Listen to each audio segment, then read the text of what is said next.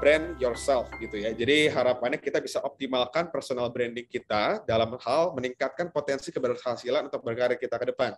Karena saya percaya bahwa kita ikut karirmu, namanya juga udah karirmu gitu ya. Jadi harapannya pasti semua yang berkaitan dengan apa yang kita pelajari bisa supporting karir kita ke depan. Nah, hal yang pertama kita akan bahas tentang adalah brand yourself, sesuai dengan tema kita hari ini ya. Nah, so talking about brand yourself, berbicara tentang brand yourself. Saya mungkin mau tanya dulu nih sama teman-teman saya, minta tolong ada 2 orang ya yang bisa sampaikan singkat aja. Ada nggak yang teman-teman tahu terkait dengan personal branding? Boleh dong, siapa mungkin yang mau share? 2 orang aja cukup, singkat aja, nggak usah panjang-panjang. Boleh? Siapa? Langsung aja di unmute, nggak apa-apa, boleh. Ada siapa di sini yang bisa share apa sih yang teman-teman tahu tentang personal branding? Nggak ada yang salah, nggak ada yang benar ya. So just ini aja, infokan aja apa yang menurut teman-teman personal branding. Silakan, ada yang mau share? Kata Isvina, apa yang orang lain lihat tentang kita? Kata Lu Alatul, kita mau dikenal orang sebagai apa? Oke, thank you ya. So sebetulnya yang dijawab sama teman-teman udah benar sih sebetulnya. Jadi mudah-mudahan nanti kita bahas bisa lebih dalam lagi gitu ya. Jadi betul memang. Nah, sebelum masuk kepada materi yang detailnya, tadi teman-teman udah ada yang sharing gitu. Apa sih personal branding dan udah ada yang dijawab. Tapi sebelum masuk mungkin aku akan ke berikutnya dulu nih. Ya. Teman-teman ada yang kenal dengan mereka nggak? Nih dari nomor 1, 2, 3. Silakan. Mau di kolom chat box boleh, mau di unmute boleh. Silakan. Ada yang kenal nggak dari nomor 1, 2, dan 3? On in number 2, Jokowi. Jokowi, betul. Kemudian ada lagi? Ada yang bilang Oprah, betul, nomor 1. Dan nomor 3, ada yang tahu? Nah, ada yang jawab tuh, M. Noval, Elon Musk, betul. Ya, jadi teman-teman sebetulnya udah kenal ya 3 figur ini gitu ya. Terlepas dari kalau nomor 2 presiden kita, ada hal lain sih sebetulnya gitu ya. Jadi teman-teman pasti ini udah kenal nih dengan 3 orang ini. Nah, kenapa sih kita bisa kenal? Mungkin kita akan bahas sedikit gitu ya. Kenapa kita bisa sama-sama kenal ketiga figur utama ini yang ada di foto. Yang pertama, kita akan bahas tentang Oprah gitu ya. Tadi ada yang jawab langsung, Oprah nih katanya. Oke, so Oprah Winfrey. Ada 3 poin nih yang mungkin kita bisa cek ada di dalam diri Oprah Winfrey. Kita kenal yang namanya Oprah yang sering banget ada di televisi. Ini Oprah tuh bisa dibilang sebagai everyone's favorite TV personality dan juga Oscar nominated actress dan juga author atau penulis. Nah, dia dikenal memang sebagai orang yang punya personality yang baik gitu ya, yang hangat. Sehingga teman-teman orang-orang mungkin juga happy gitu dengan kehadiran adanya Oprah. Sehingga selain memang ada di televisi ya dia dikenal dengan personality-nya gitu. Jadi orang-orang paham bahwa oh ini adalah Oprah ya, memang dia satu penerima penghargaan Oscar dan memang secara personality juga hangat baik gitu ya. Nah, kalau kita bicara tentang personal branding. Jadi kenapa kita bisa kenal Oprah ya karena salah satunya adalah secara personality-nya memang dia dikenal sebagai seseorang yang hangat gitu ya, dan memang dia punya achievement khusus. Makanya bisa dinominasikan sebagai penerima Oscar dan juga dia sendiri memang penulis gitu ya. Nah, ada satu hal juga yang kita bisa pelajari dari Oprah. Oprah ini be herself, jadi dirinya sendiri. Nah, ada satu hal yang menarik nih, mungkin kita bisa share sama-sama. Jadi dulu pertama kali dia direkrut untuk bisa jadi host gitu ya. Nama host show-nya tuh dulu AM Chicago Morning Show. Jadi nama acaranya AM Chicago. Nah, itu channelnya dimulai pagi hari waktu itu, morning show. Nah, di jam yang sama ada di channel lain kompetitornya namanya Phil Donahue.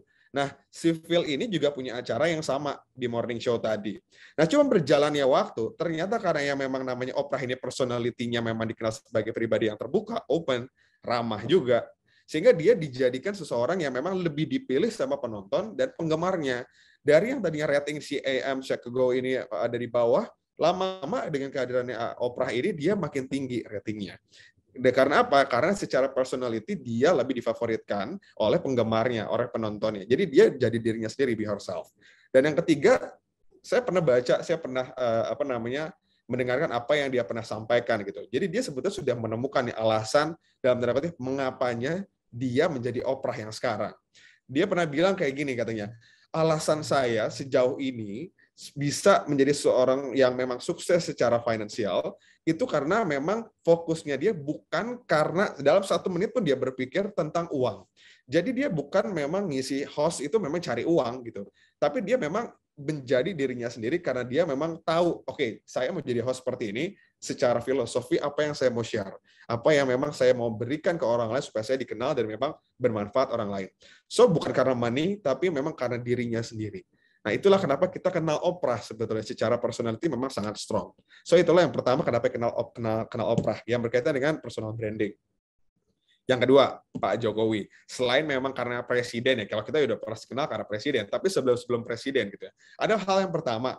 Jadi kalau kita kenal dulu bicara tentang presiden, semua hampir kecuali yang perempuan ya Bu Mega gitu atau Pak Gus Dur, itu semua background-nya adalah militer. Nah, tiba-tiba muncul Pak Jokowi bukan dari konglomerat, bukan dari keluarga yang berlatar belakang militer atau dia sendiri bukan militer, dan memang dia sendiri menjadi pemimpin negara gitu. Jadi salah satu tokoh yang paling berpengaruh di dunia. Teman-teman pasti udah paham tuh ya bagian berpengaruh di dunia, dia masuk listnya juga. Jadi orang yang nggak punya background itu tiba-tiba dia menjadi seorang presiden ya karena dia punya achievement satu hal dan memang dia menjadi pembeda. Bedanya apa? Yang lain kebanyakan dari background-nya militer, keluarga besar, keluarga konglomerat. Tapi ini tiba-tiba datang awalnya starting point-nya dari Solo, kemudian ke Jakarta sampai akhirnya jadi presiden Republik Indonesia gitu. Jadi strong sebetulnya memang secara latar belakangnya dia udah beda dengan yang lain sehingga orang pun juga kenal dengan dia dan orang pun mau milih dia gitu loh. Yang kedua adalah dia sendiri dikenal sebagai seseorang yang kalau etos kerja kita work ethics dia selalu bilang kerja gitu ya. Kalau kita sering nonton TV dulu pasti dia sering bilang gitu.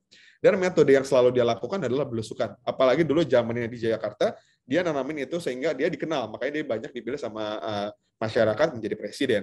Ada yang berbeda di situ karena yang dia sangat menonjolkan keinginan dia untuk betul-betul bekerja untuk rakyatnya. Dan juga memang metodenya agak berbeda. Dia langsung terjun ke lapangan dengan cara belusukan. Nah, artinya di situ yang kita bisa pelajari adalah ini orang berbeda. Satu, background-nya udah berbeda dari yang sebelumnya. Yang kedua, apa yang dia lakukan juga berbeda, belusukan gitu.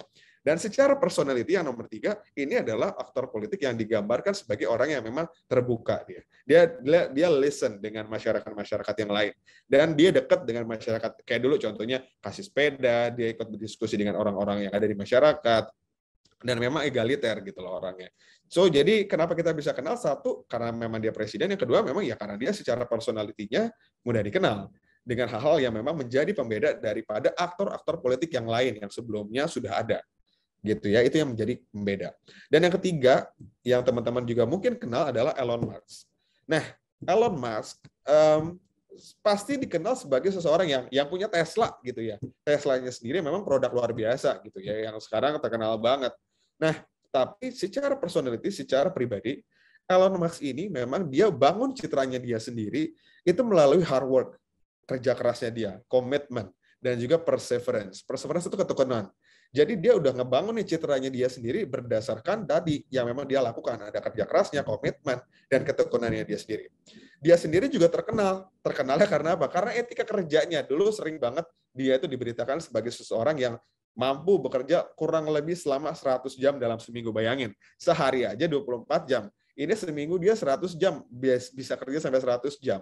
Gitu. Jadi dia udah menjadi pembeda, artinya dia do extra miles, dia melakukan sesuatu yang lebih dari yang biasanya.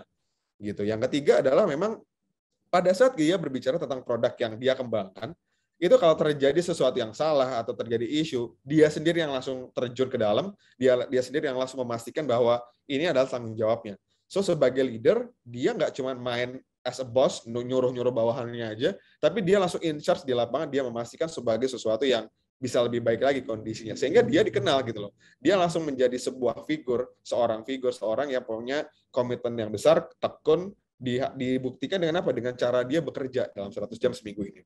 So itu 3 figur yang sebetulnya kenapa kita bisa kenal? Karena memang dia punya legacy, dia punya peninggalan dengan apa yang sudah dilakukan dalam dirinya sendiri. Gitu ya teman-teman ya. Nah, sekarang dari 3 hal ini, sebetulnya jadi kita bisa narik kesimpulan apa sih personal branding itu ya. Jadi kalau kita bahas materi hari ini, personal branding ini kita belajarnya. So apa tuh personal branding? Saya ambil satu materi yang menurut saya paling akan bisa lebih sering untuk diingat gitu. Maksudnya personal branding itu apa? Jadi gini teman-teman, kalau kita bicara tentang personal branding itu sebetulnya ada sebuah proses. Prosesnya apa? Proses membentuk persepsi masyarakat atau publik. Jadi ada satu proses gimana cara kita bisa membentuk persepsi apa yang ada di masyarakat terhadap apa? Terhadap aspek yang kita miliki. Jadi kita akan melakukan sebuah proses gimana caranya masyarakat bisa melihat diri kita sebagai seseorang yang siapa. Dari siapanya, dari aspeknya. Nah, sekarang aspeknya apa aja? Aspeknya itu meliputi pribadi kita, personality, kemudian kemampuan kita, ability-nya, nilainya kita, value-nya kita, sama persepsi positif yang ditimbulkan dari dalam diri kita atau dalam diri individu tadi. Sehingga proses yang tadi sudah dilakukan sebetulnya adalah tujuannya untuk membantu kita, membantu seorang individu untuk bisa lebih mudah dikenal dan dipercaya oleh orang lain. Nah, jadi kalau kita belajar tentang personal branding, sebetulnya itu kita mempelajari diri kita sendiri. Kita akan jauh lebih mengenal diri kita sendiri terlebih dahulu supaya nanti orang lain memahami kita. Personal branding itu sebetulnya adalah tentang gimana caranya kita dilihat orang lain. Bukan tentang gimana cara kita, ya udah saya pengennya dilihatnya gimana sama orang lain. Ya, iya betul, tapi gimana caranya sebetulnya adalah yang utama bagaimana orang lain bisa percaya kita, bagaimana orang lain bisa kenal kita sebagai seorang yang memang punya nilai. Nah, kalau misalkan kepribadian jelas memang sudah ada di diri kita, kemampuan kita akan pelajari, nilai itu sudah ada di diri kita, dan persepsi positif itu ditimbulkan dari keseluruhan yang tadi ada. Sehingga kita harus memastikan bahwa orang-orang di sekitar kita punya persepsi yang baik, yang positif tentang kita. Selain memang dari kepribadian, itu juga berikutnya adalah nilainya kita dan juga kemampuannya kita, ability-nya kita, qualification-nya kita. So itu yang harus kita pahami dulu ya. Jadi teman-teman, kembali lagi, personal branding adalah sebuah proses gimana cara kita bikin orang lain punya persepsi yang baik tentang diri kita. Karena apa? Karena pribadinya, karena kemampuannya dan nilainya. Kurang lebih itu ya. Jadi yang perlu kita jawab sama-sama, kita yang perlu ketahui sama-sama tentang personal branding. Gitu ya. Nah, kita udah tahu sekarang definisinya personal branding apa. Tadi contohnya figurnya siapa dan kenapa dia sampai bisa dikenal dengan strong personal brandingnya, karena apa kita tadi udah bahas. Nah, sekarang kita akan bahas nih, kenapa sih kita udah tahu personal branding itu, kenapa habis itu penting personal branding gitu ya. Jadi kenapa kita bilang personal branding itu penting? Setidaknya ada 4 hal, teman-teman. 4 hal ini ada apa aja? Yang pertama ini adalah menumbuhkan kepercayaan. Yang kedua adalah membangun kredibilitas. Nah, yang ketiga adalah membangun connection. Dan yang keempat adalah memiliki authenticity. Nah, 4 hal ini setidaknya adalah 4 nilai atau 4 hal yang sebetulnya bisa ditumbuhkan dengan adanya personal branding. Sehingga personal branding kita bisa sebutkan adalah sebagai sesuatu yang sangat penting supaya kita bisa dapatkan 4 hal ini. Nah, kita akan bahas satu-satu. Yang pertama tadi adalah tentang menumbuhkan kepercayaan. Nah, di awal udah dibilang gimana cara kita membuat sebuah proses ini, membuat masyarakat jadi kenal kita, jadi percaya dengan kita. Dengan adanya personal branding ini, tentu akan menumbuhkan kepercayaan. Kepercayaan apa?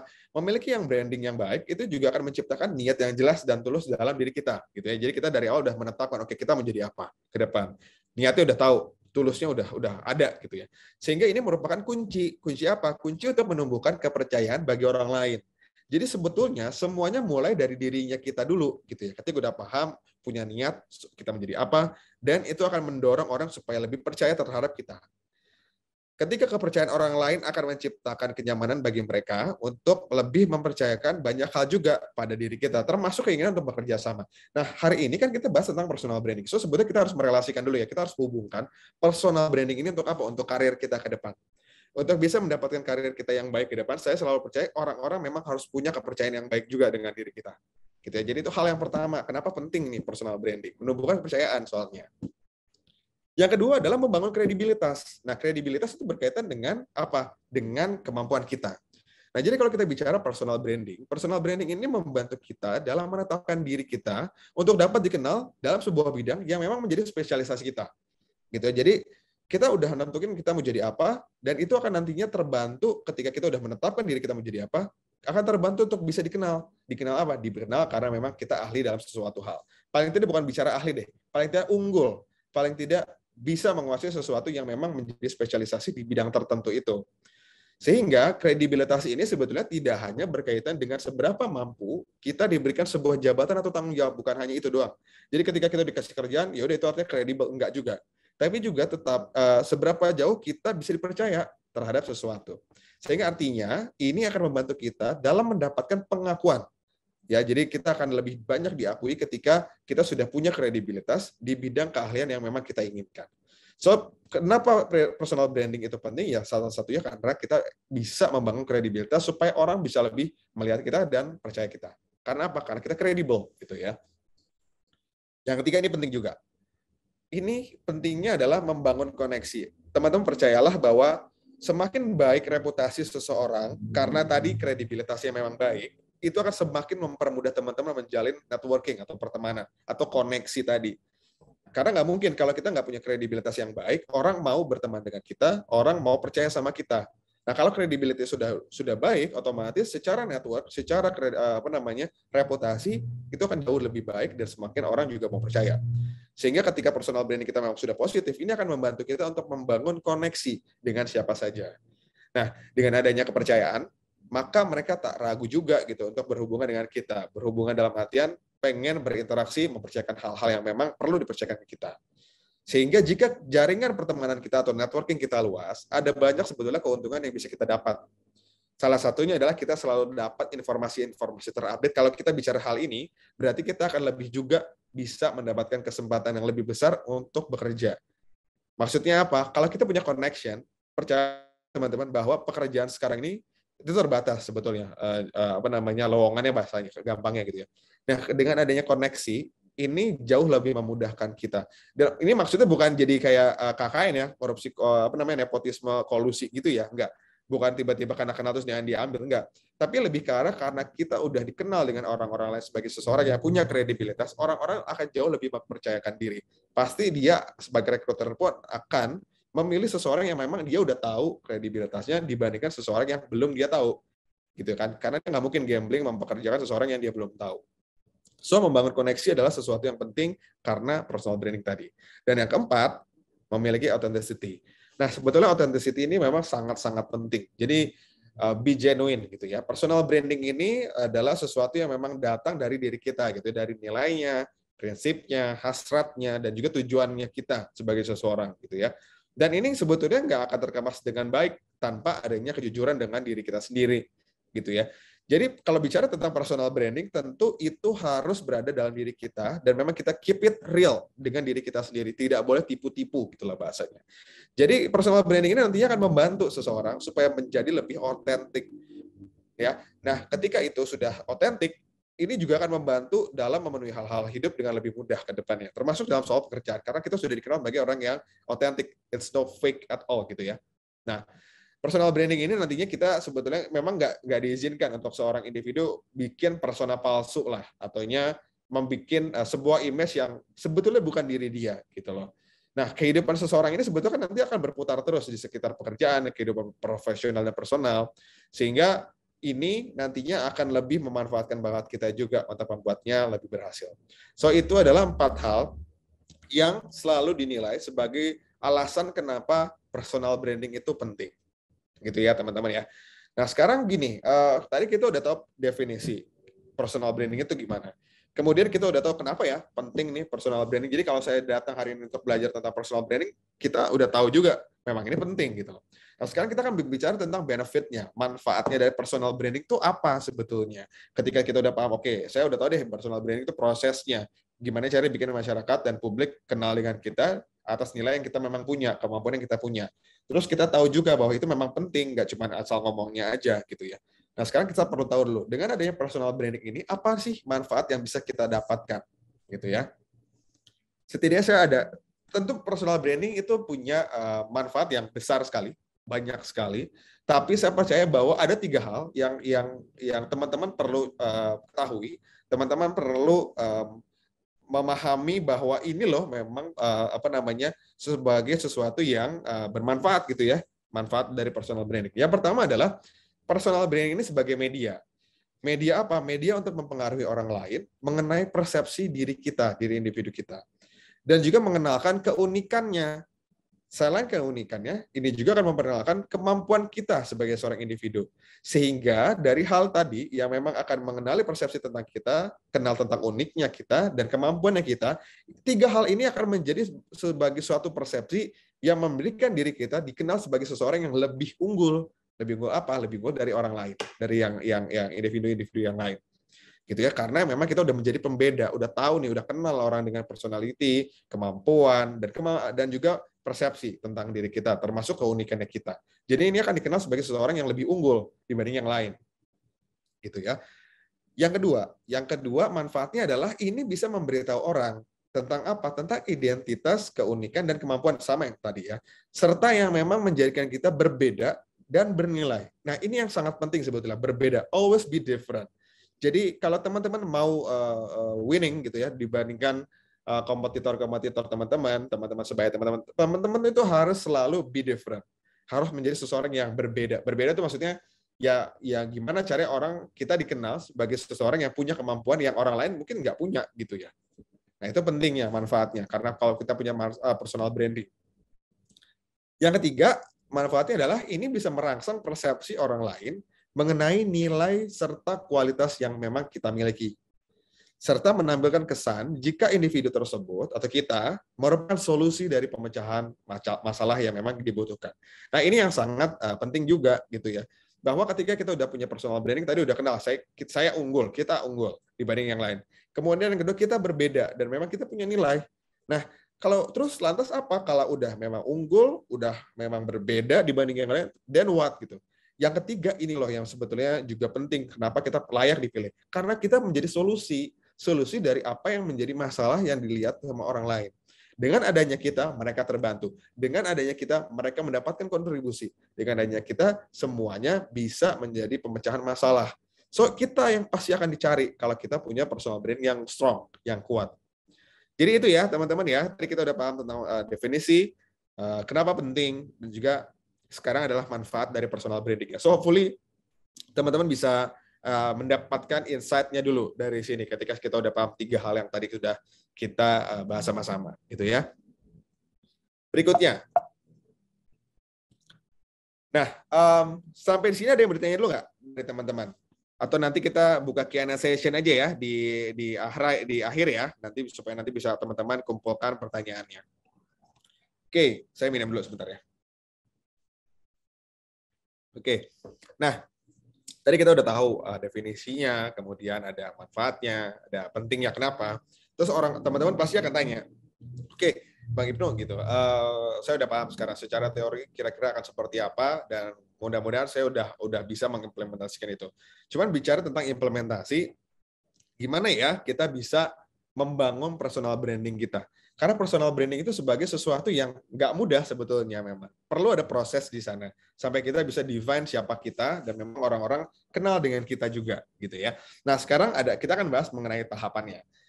Hopefully ini yang sudah saya kumpulkan informasinya tentang bagaimana tahapan membangun personal branding bisa kita langsung implementasikan sama-sama. Gitu ya. Oke, yang pertama. Figure out what you are passionate about. Jadi gini teman-teman, pertama kalau kita bicara personal branding, itu kita harus paham dulu sama diri kita.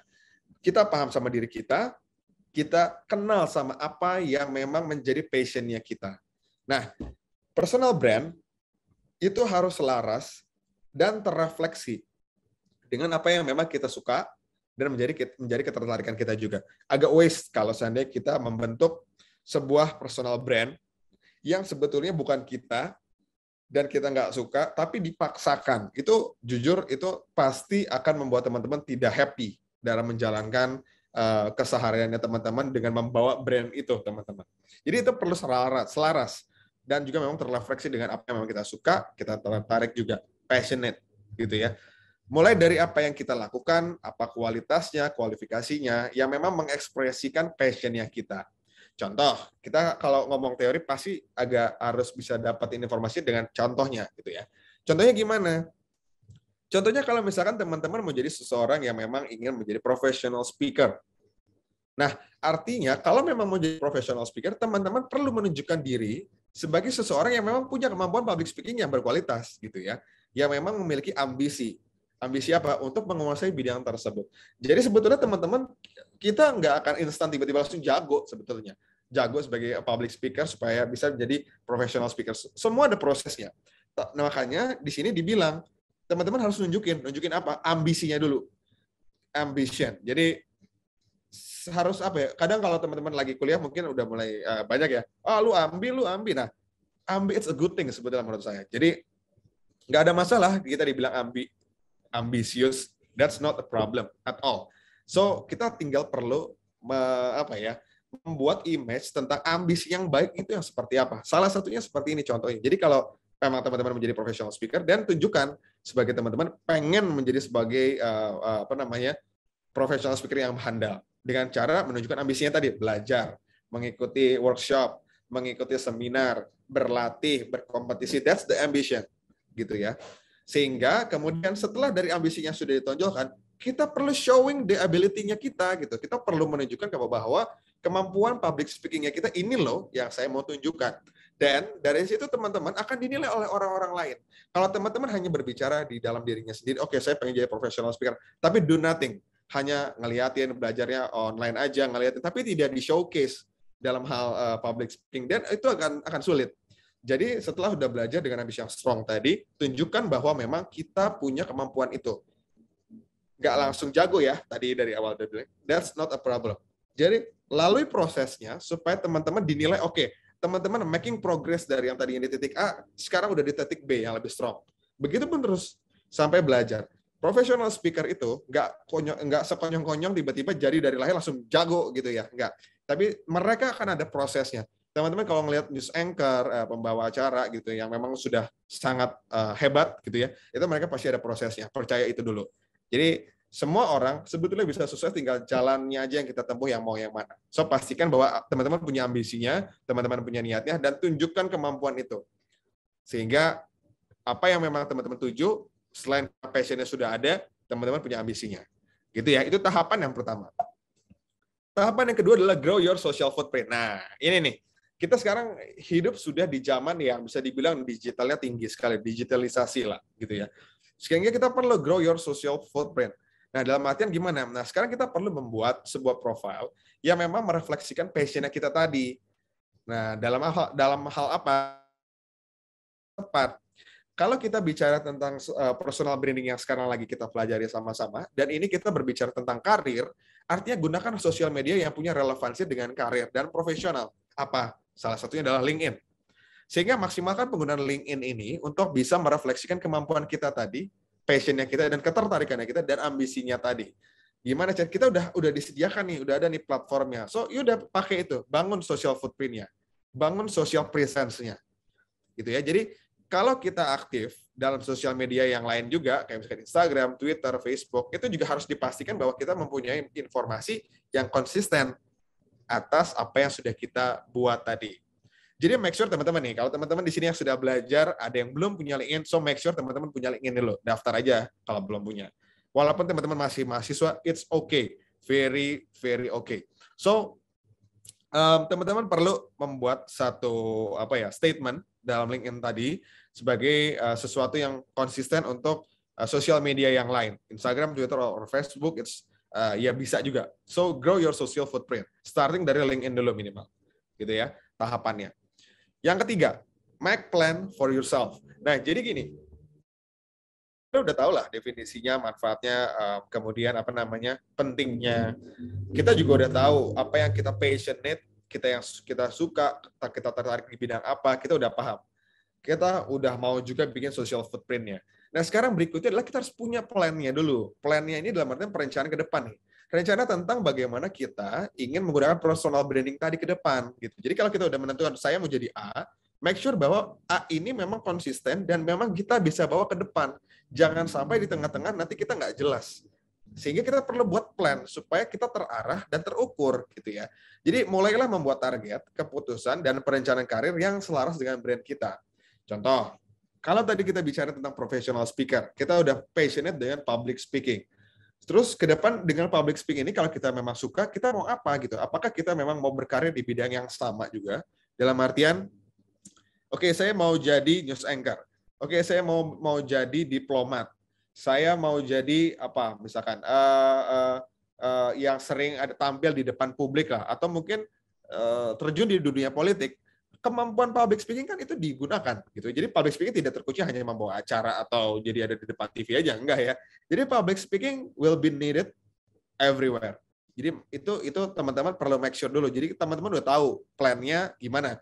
Oke, target saya pengen menjadi tokoh politik misalkan. So make sure bahwa kemampuan public speaking saya juga sudah strong. keputusannya seperti itu, kemudian kerencanaan karir ke depan mau apa nih? Saya udah pengen dikenal sebagai seseorang yang memang mampu public speaking-nya kuat. Nah, saya akan gunakan ini untuk berkarir ke depan. Dan ini public speaking nggak hanya di bidang tadi doang gitu ya. Semua pekerjaan pasti membutuhkan public speaking. Even itu sebagai engineer atau software engineer di sebuah perusahaan itu perlu. Sehingga nanti kita lebih banyak bisa berinteraksi dengan stakeholders-nya lebih kuat. Gitu. Jadi pastikan teman-teman punya plan-nya dulu ke depan mau apa, targetnya apa, sehingga teman-teman bisa nge-decide apa yang akan direncanakan. Gitu ya. Ini yang ketiga. Yang keempat, nah ini yang sejujurnya menurut saya yang paling penting. Paling pentingnya kenapa? Salah satu cara yang memang paling efektif untuk bisa ngebangun personal branding kita, itu sebetulnya lewat narasi. Nah, tapi gampang nih kalau misalkan kita cuma bilang, ya saya adalah seorang A, B, C, saya mampu B, D, E. Gitu ya. Termasuk yang memang kita lakukan secara profesional. Cuma kalau teman-teman nggak bisa membungkus cerita atau narasi itu dengan unik, menarik, itu akan sulit untuk bisa teman-teman ceritanya diingat oleh rekruter kalau dalam hari ini gitu ya.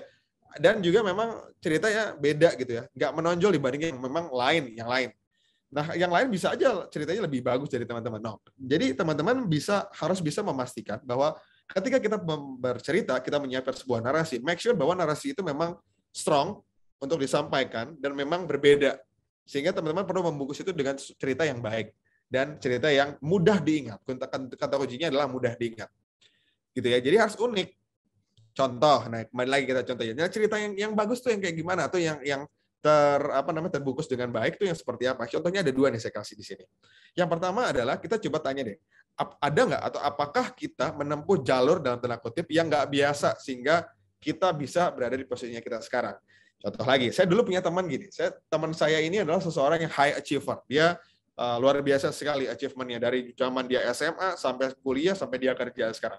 Teman saya ini dulu tinggalnya tidak di kota besar waktu itu di Jawa Tengah. Nah, dia ini dari SMA memang sudah terlihat ingin berambisi untuk bisa sekolah di tempat yang baik, bisa berprestasi dan bisa ikut kompetisi yang baik gitu loh. Nah, dia dari SMA udah starting tuh, kompetisi segala macam, makin lama menang segala macam. Sampai akhirnya dia berkesempatan untuk bisa kuliah. Keadaan ekonominya tidak support pada waktu itu. Nah, ini yang menarik kan sebetulnya secara cerita gitu ya, supaya dia bisa jalan. Di sini adalah dia punya cerita, dia berusaha sebaik mungkin untuk bisa dapatkan beasiswa. Orang tuanya adalah orang tua yang sangat suportif. Dia tidak peduli apa yang harus dilakukan. Pokoknya gimana caranya orang tuanya harus make sure bahwa anaknya ini, teman saya ini, bisa sekolah lagi yang tinggi. Di situ ada cerita, dia berusaha untuk beasiswa, dia meningkatkan kemampuan akademisnya, sehingga dia mampu diterima di satu universitas yang dikenal sekali di Indonesia.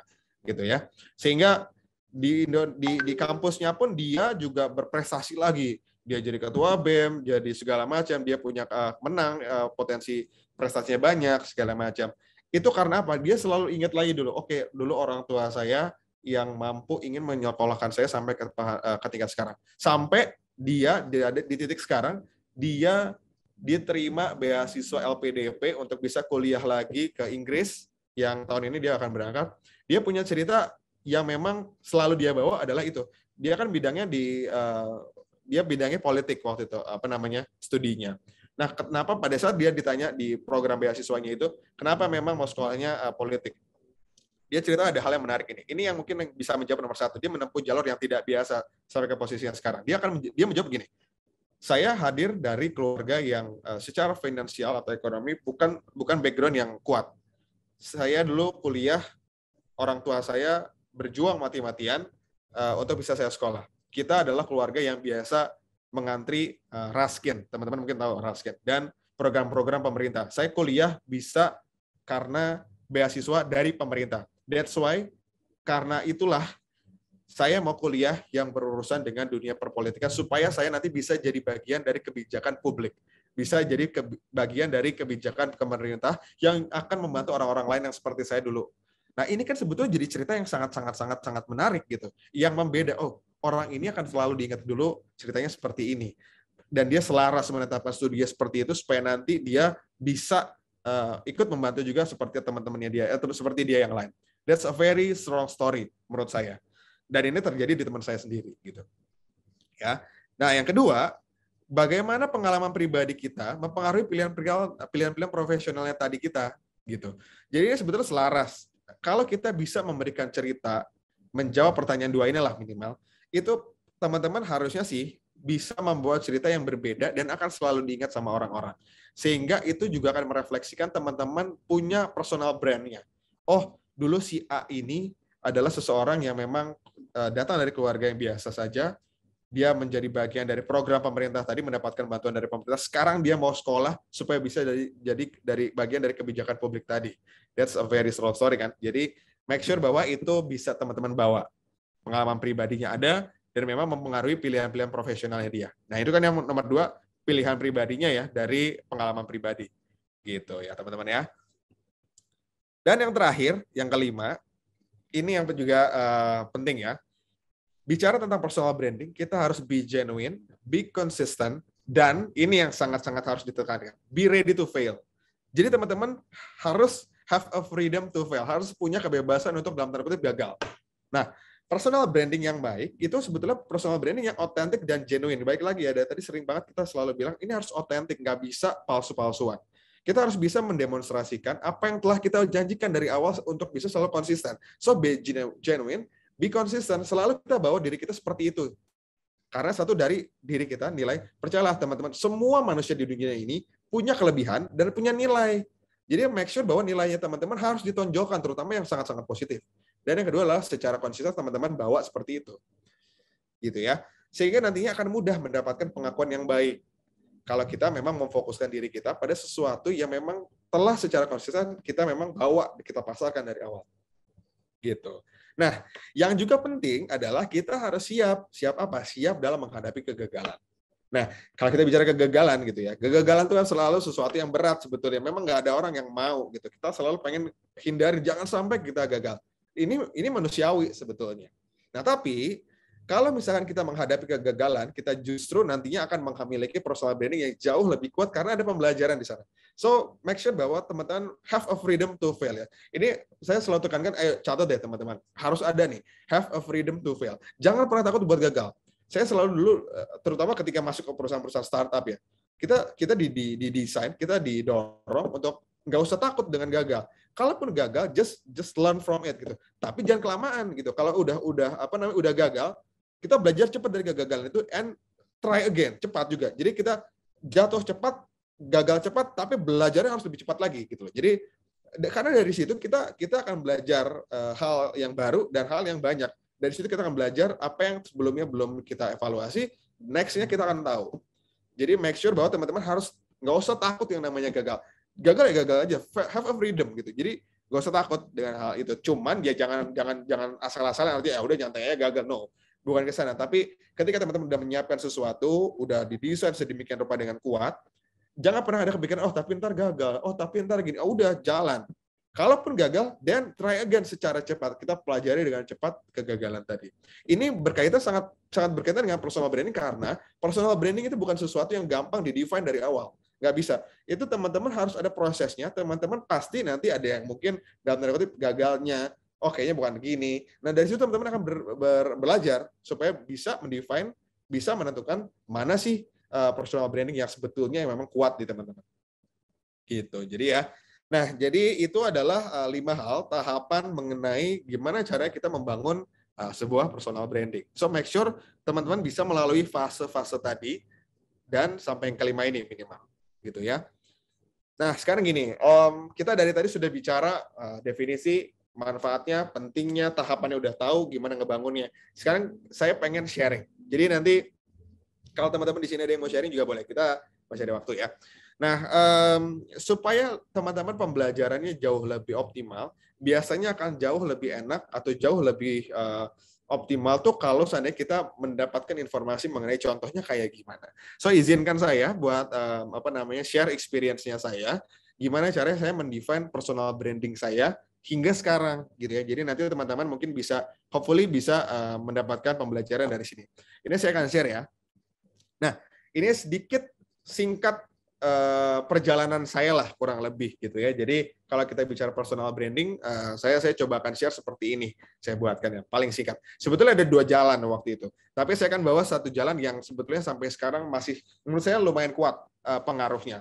Jadi starting point-nya dari sini. Saya sambil ini ya, coret-coret ya. Oke. Jadi semuanya berjalan dari sini. Gitu ya. Jadi dari ini, saya ini dari sebetulnya udah kelihatan dari saya SMP kayaknya. Saya ini ada passion di bidang public speaking. Saya dari dulu sadar bahwa kayaknya tata cara saya untuk berbicara ini mungkin sedikit lebih unggul dibandingkan teman-teman saya pada waktu itu. Dan saya mampu untuk menyampaikan informasi-informasinya dengan tata bahasa yang menurut saya juga jauh lebih unggul dibandingkan teman-teman saya pada waktu itu. Ini startingnya kalau nggak salah dari SMP sebetulnya. Dan saya udah aware, sudah paham. Sehingga saya pada saat saya sadar dengan kemampuan ini, dan saya ngerasa memang cara berkomunikasi saya juga mungkin sebagai sesuatu yang unggul di diri saya, akhirnya saya memutuskan ketika masuk SMA, aktif di olahraga, waktu itu di basket, masuk kuliah terutama. Nah, disinilah letaknya nih di kuliah ini. Saya ikut berbagai organisasi kepanitiaan, aktif di yang basket juga, dan memang organisasi-organisasi yang saya pilih ini yang skopnya bukan yang dalam tanda kutip yang asal, tidak. Organisasi yang saya pilih yang skopnya sampai tingkatnya internasional pada waktu itu di UI ada.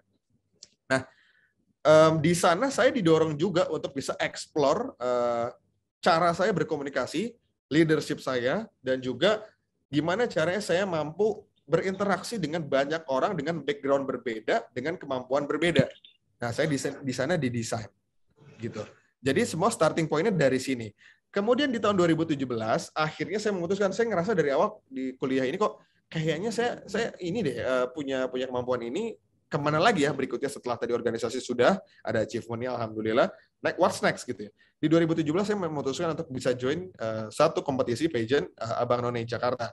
Dan Abang None Jakarta ini kalau saya dulu ngeliat, wah, abangnya ganteng-ganteng, nonenya cantik-cantik segala macam. Saya kayaknya biasa-biasa aja gitu kan. Tapi saya ngerasa saya punya value di sini. Saya punya kemampuan. Sehingga menurut saya, jadi Abang None ini FYI adalah sebuah pageant atau ya pageant gitu ya. Yang memang tidak hanya bahasanya, tidak hanya mengandalkan ketampanan, kecantikan aja gitu. Jadi itu bukan tentang soal cantik dan ganteng, tapi ini tentang kemampuan berpikir, analisa, tata cara, personality gitu loh. Jadi saya ngerasa saya bisa mencoba diri saya di sana.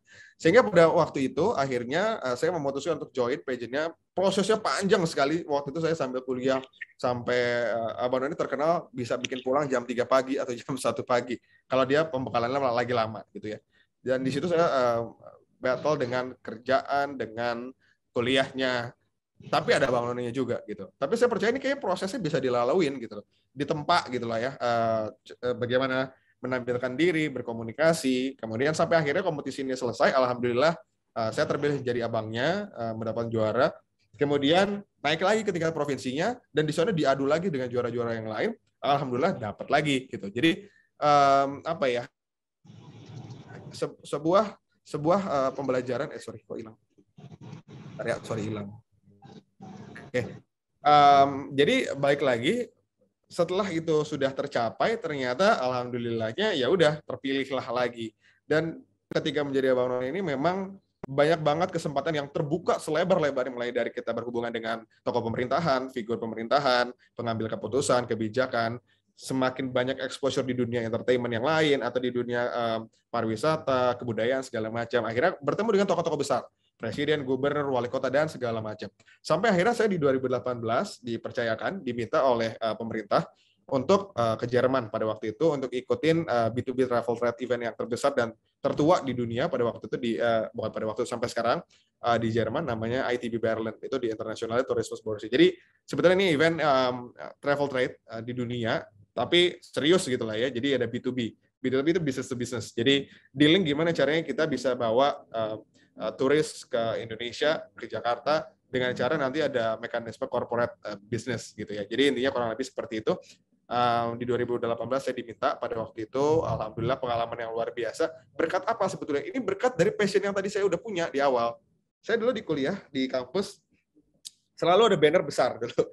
Banner besar ini salah satunya adalah Harvard MUN, Model United Nations. Saya ngeliat teman-teman di situ dipampang mukanya gede di depan stasiun yang besar sekali itu bannernya. Di situ dipampang namanya, kuliah jurusan apa, dan dia mewakili kampus ke Harvard di Boston di Amerika. Saya ngerasa dari dulu setiap kali pulang atau mau berangkat kuliah lewat naik kereta ngeliat, wah keren banget ya, pengen deh bisa dari sana gitu. Mudah-mudahan ya Allah bisa nih ada kesempatan saya sebagai diri saya sendiri bisa mewakili sesuatu yang memang dibanggakan ke luar negeri gitu loh untuk bisa dengan kemampuan yang saya miliki. Dan memang doa itu didengar sampai akhirnya saya di 2018 berangkat kan akhirnya di peta kepercayaan. Karena apa? Karena kemampuan tadi yang saya punya gitu loh. Saya menyadari bahwa itu adalah tools-nya saya akhirnya mengantarkan saya. Nah, teman-teman jadinya punya mimpi, punya doa, berikan sebanyak-banyaknya. Make sure teman-teman ilhamin itu doanya dan itu insya Allah nanti ada jalannya.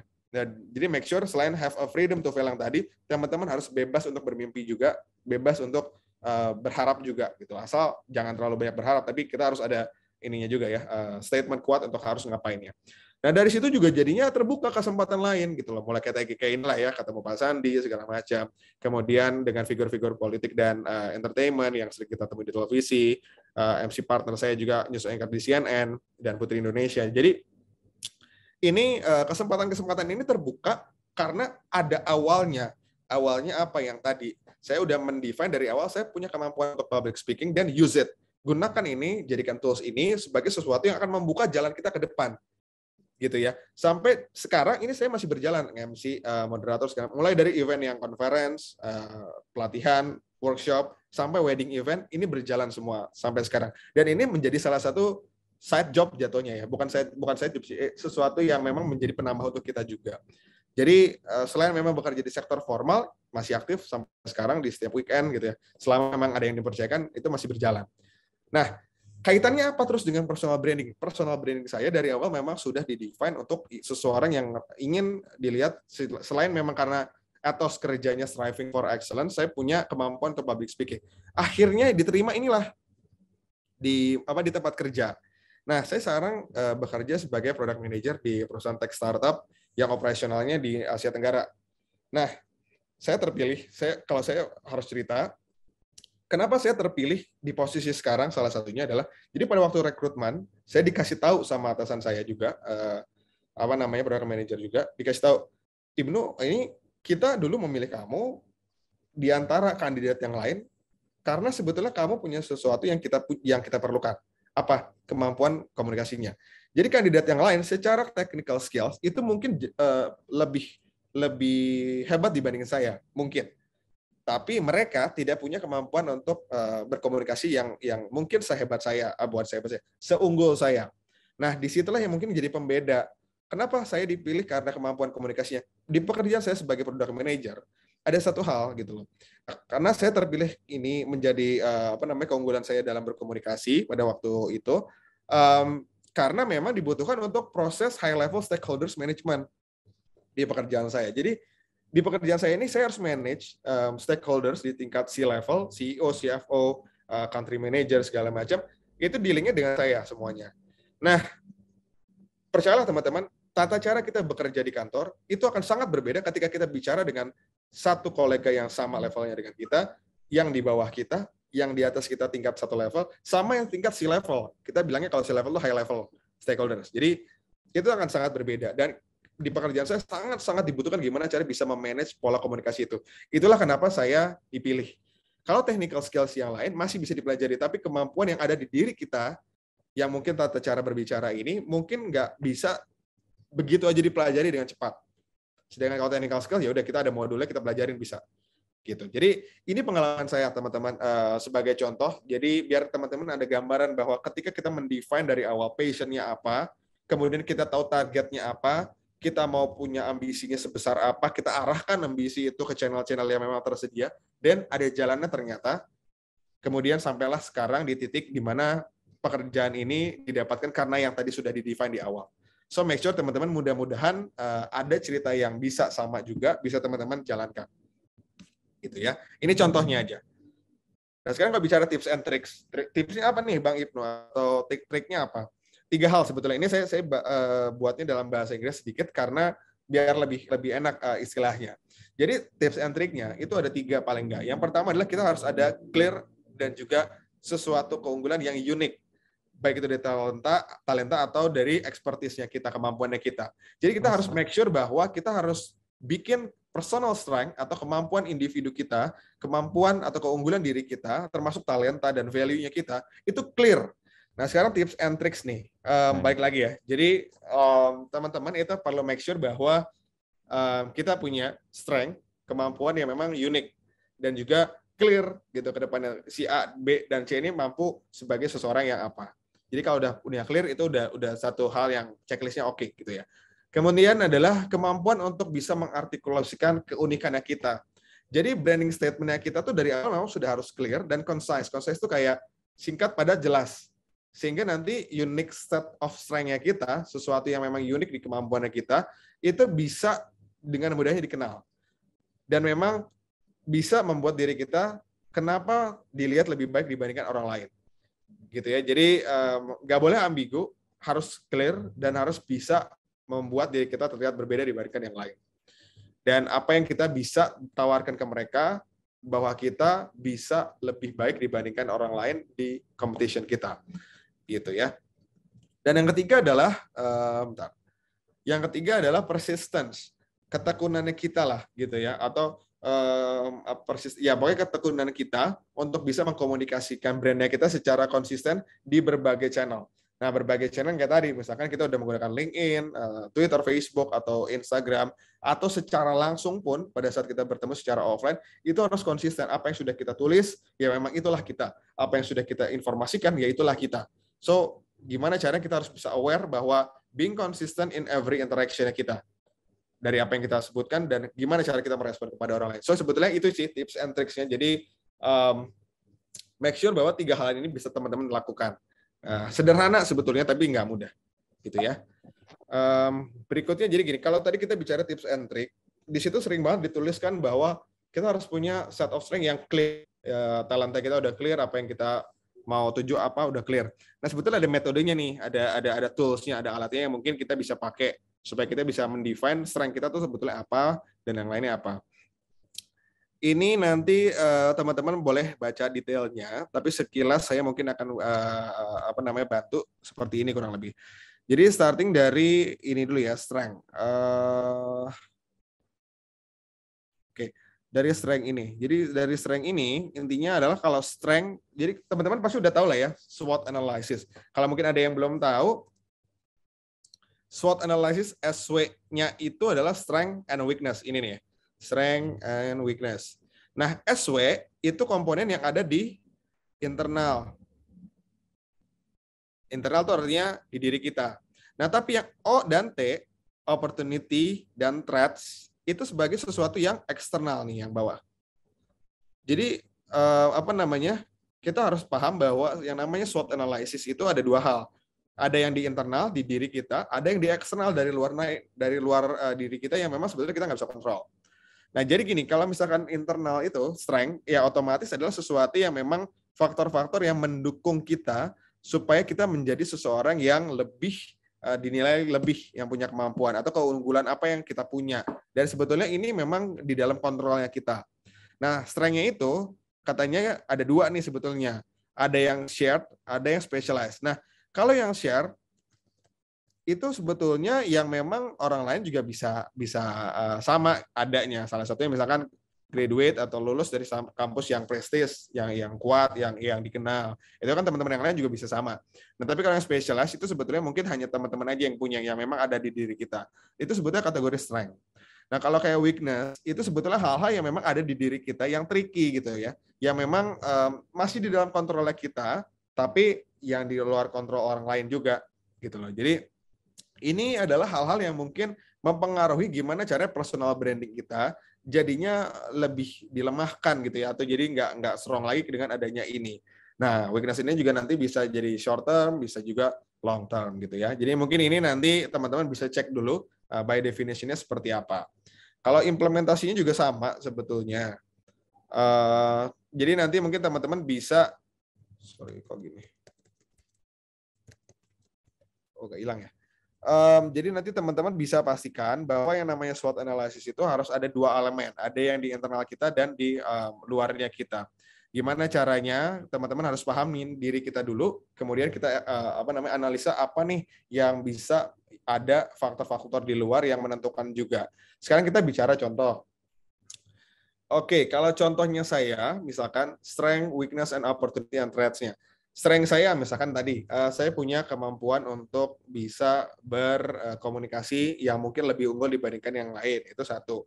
Weakness-nya apa? Misalkan kalau saya, weakness-nya untuk sekarang ini, saya cenderung orang yang lumayan perfeksionis. Jadi kita bikin sebagai sesuatu yang positif ya. Saya cenderung sebagai seseorang yang perfeksionis, sehingga ketika saya ngelihat banyak hal itu harus semuanya di-define sebagai sebaik mungkin, seperfect mungkin. Nah, kalau seperti itu sebetulnya akan perlu effort, perlu tenaga, dan nggak mudah gitu untuk mengontrol semua hal untuk bisa menjadi perfect. Dan itu menjadi weakness sebetulnya, sehingga kita perlu memprioritaskan mana hal yang harusnya didahulukan semuanya gitu ya. Nah, opportunity-nya apa? Misalkan opportunity-nya dari luar kan, dari faktor eksternal. Kayak tadi, saya misalkan dengan kemampuan saya seperti itu, saya punya opportunity dari luar, ada loh ajangnya untuk bisa men-showcase kemampuan kita, dan nantinya kita bisa lebih terbantu untuk belajar lebih lagi dan men-showcase kemampuan diri kita lagi. Gitu ya. Di pageant tadilah misalkan. Threat-nya apa? Hal-hal yang dari luar juga. Threat-nya sebetulnya sekarang, kalau memang mau berkompetisi dalam hal itu, sekarang threat-nya adalah saya bisa sambil kerja, bisa sambil berkuliah. Artinya waktunya tidak mudah untuk bisa handle itu semua. Nah, jadi harus teman-teman pahamin dulu dari situ SWOT-nya, sehingga baru nanti teman-teman akan terbantu mendefine-nya seperti apa. Itu nanti tolong teman-teman bisa buat sejenis list down, kira-kira buat aja tiga elemen mana yang termasuk dengan strength-nya, opportunity-nya apa, dan threats-nya apa. Sehingga nanti teman-teman bisa paham, oh kira-kira ini loh yang menjadi strength-nya saya. Gitu ya. Berikutnya, bentar nih, kayaknya kok jadi banyak coretan ya. Saya hapus dulu sebentar.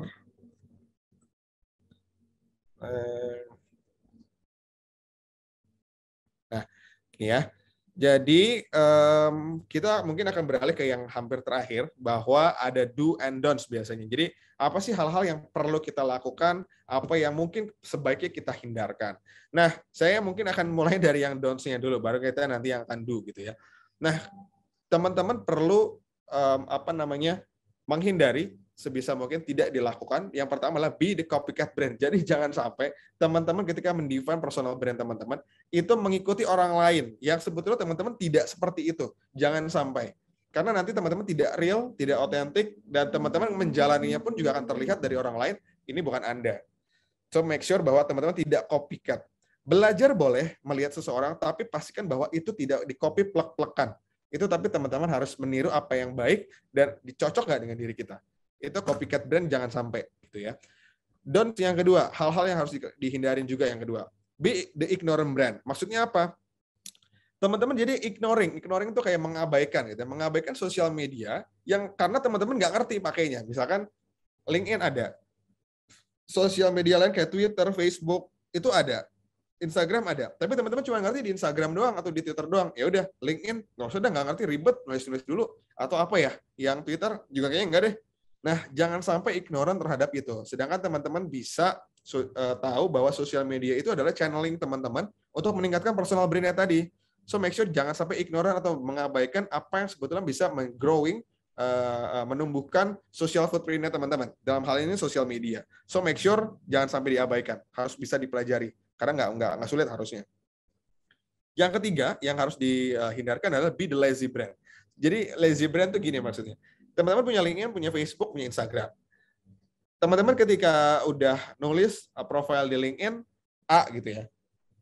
1 tahun kemudian atau 3 bulan kemudian teman-teman ikut A, ikut kegiatan B dan C. Yang sebetulnya sudah ada update barunya. Update itu si konten-konten yang seharusnya teman-teman tadi sudah lalui. Jadi make sure bahwa itu diupdate secara reguler. Sehingga nanti apa yang ditulis sama teman-teman sudah merepresentasikan keadaan teman-teman pada saat ini. Termasuk kalau punya pengalaman baru, magang baru, kepanitiaan baru, silahkan di-input di sana dan make sure bahwa itu terupdate secara reguler. Itu yang ketiga. Nah, yang keempat adalah be inconsistent. Nah, inconsistent itu gini maksudnya. Jadi kita pada saat kita udah mendefine LinkedIn profile kita, make sure bahwa apa yang sudah kita tulis, begitupun juga terrefleksi di Instagram kita misalkan. Jangan sampai yang Instagram terlalu personal, sehingga melupakan ada batasan-batasan bahwa teman-teman tuh dulu sudah menginput informasi apa di LinkedIn yang harusnya membuat teman-teman looks profesional.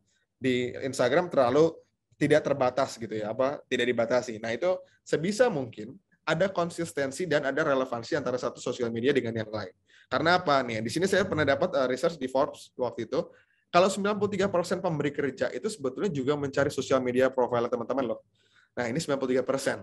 Artinya banyak sekali, hampir semua pemberi kerja itu mencari sosial media profile teman-teman dalam menilai gitu loh. Sehingga teman-teman perlu memastikan konsistensi dengan apa yang sudah ditulis di media A sama di media B. Gitu ya. Jadi pastikan itu konsisten. Dan yang kelima, yang harus juga dihindari adalah don't be all things to all people. Nah, maksudnya apa? Sebisa mungkin ketika teman-teman mendefine personal brand-nya, itu kalau bisa, bukan kalau bisa, disarankan sekali, direkomendasikan sekali, teman-teman buat satu hal yang memang teman-teman ingin dilihat sebagai apa. Karena apa? Kalau teman-teman pengennya dilihat sebagai A, B, C, semuanya bisa oleh semua orang, itu nanti jadinya malah akan sulit buat teman-teman sendiri. Dan orang-orang juga nggak akan clear. Ini yang namanya Ibnu nih, dilihatnya sebagai apa ya? Dia ini iya, itu iya, tapi nggak jelas. Nggak ada sesuatu yang memang teman-teman dianya kuasai dengan strong. So make sure teman-teman bisa membawa suatu brand yang teman-teman akan dikenal dengan baik oleh orang-orang karena teman-teman punya kualitas, karena teman-teman punya specialty di situ. So itu adalah hal-hal yang teman-teman perlu hindari tadi ya. Gitu. Dan yang terakhir ini kita akan bicara the do's. Dus-nya adalah hal-hal apa aja yang mungkin teman-teman bisa lakukan untuk personal branding ini. Yang pertama, teman-teman itu disarankan aktif dalam 3 sampai sosial media platform yang besar seperti LinkedIn, Twitter, Instagram, YouTube, Facebook. Nah, tapi memang harus yang relevan di industri yang teman-teman tuju. Ini bukan berarti teman-teman harus punya semua ya. Oh, harus punya YouTube supaya bisa vlogging segala macam, ngeblog gitu ya. Itu enggak, tapi teman-teman harus pakai paling enggak 3 lah ya. 3 itu dalam artian ya punya LinkedIn, punya Twitter, punya Instagram, itu cukup. Yang penting teman-teman bisa membawanya secara konsisten dan memang merefleksikan apa yang teman-teman bisa tuju di industri itu yang di karir tadi. Gitu. Yang kedua, sinkronisasi brand identity. Yang ini sama ya, dari tadi masih sama tentang konsistensi. Jadi teman-teman harus bisa taruh informasi yang clear, yang konstan dan konsisten, sehingga 3 hal tadi akan mendorong teman-teman dinilai sebagai seseorang yang kredibel. Gitu. Yang ketiga, gunakan foto yang profesional pada seluruh sosial media platform. Maksudnya gini, jangan, saya sih menyarankan sekali bahwa teman-teman yang sudah punya LinkedIn profile itu disarankan tidak menggunakan foto-foto yang terlalu personal, yang misalkan agak lagi selfie, atau lagi duduk di tempat kerja tapi lagi makan, atau lagi yang ya udah terlalu personal, nyengir-nyengir ketawa yang biasa tidak pada tempatnya, atau justru malah pakai pas foto itu juga kalau bisa tidak disarankan. Jadi gunakan foto yang profesional. Teman-teman sebetulnya punya banyak media, gimana caranya teman-teman harus mencontoh foto yang profesional. Nanti saya akan kasih menyusul, nanti teman-teman dari Karir mungkin akan kasih contoh-contoh cara berfoto yang profesional.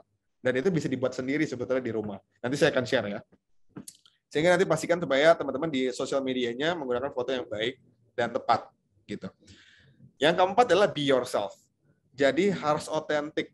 Pokoknya gimana caranya teman-teman harus menggambarkan diri teman-teman sebagai diri teman-teman sendiri yang punya kemampuan, yang punya nilai. Gitu. Karena kalau teman-teman jadi orang lain, teman-teman akan sulit mendefinisikan siapa teman-teman sebetulnya. Dan yang kelima, menurut saya yang bisa dilakukan the do's ini adalah ask others for help.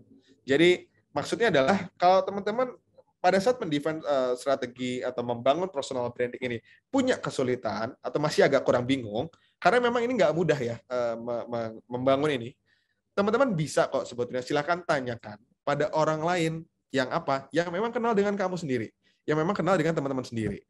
Jadi pilihlah orang lain yang menurut teman-teman adalah orang-orang yang mampu mendefinisikan siapa sih teman-teman sekalian itu. Bukan nanya tiba-tiba ke orang lain yang nggak kenal teman-teman ya, tapi meminta bantuan. Menurut kamu tuh saya dikenal sebagai seseorang yang apa? Dari sisi personality dan dari sisi kemampuan. Oh, kalau menurut saya kayaknya kamu tipikal orang yang mampu menganalisa situasi yang sulit. kamu kalau dihadapkan dengan pilihan-pilihan sulit, kamu punya pengambilan keputusan yang baik. Nah, itu udah jadi hal-hal yang baik. Dan itu biasanya dinilai sama orang lain. Kita nggak bisa tanya diri kita sendiri, kecuali kalau emang kita benar-benar aware dengan hal itu. Jadi, make sure bahwa teman-teman kalau ada kesulitan, just ask others for help. Pastikan bahwa teman-teman bisa bertanya sama orang lain untuk membantu teman-teman. So, itu ya, teman-teman, do and don'ts-nya yang bisa teman-teman lakukan. Hopefully bisa kita implementasikan gitu ya. Jadi ketika tadi udah tahu tahapan membangun personal brandingnya seperti apa, ada tips dan triknya untuk bisa lebih clear dalam menyampaikan brand identity-nya. Kemudian dihindari apa yang sebaiknya dihindari dan dilakukan apa yang sebaiknya bisa dilakukan.